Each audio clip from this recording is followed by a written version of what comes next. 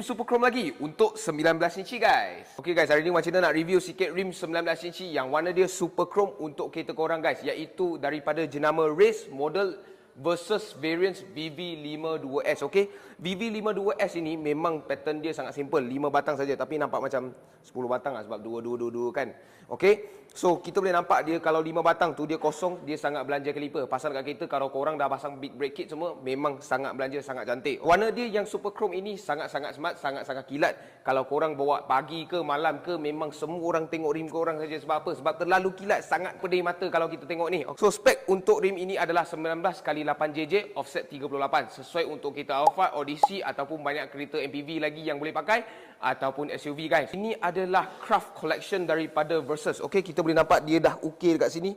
Versus Craft Collection. Ini adalah satu koleksi yang terhad. Kita panggil limited sikit dah. Untuk warna ini, Variants Versus, kita boleh nampak dia dah ukir dekat cap sini, sangat cantik. Dengan juga depan mestilah tulis Made in Japan. Okey. So, untuk matching dengan rim ini, dia pun dah tukar kepala valve yang Japan dia kepada warna chrome. Okey, memang sangat-sangat cantik. So jom kita tengok timbang berat rim ni berapa, sebab ini adalah rim Jepun. Korang nak juga tahu berat dia berapa kan? So inilah berat dia, 10.95 kilo untuk versus variants VV52S ini. Okey, ini bukan sport model yang macam TE37, CE28, sebab itu memang rim performance. Ini bukan rim performance. Ini rim untuk cantik. Okey.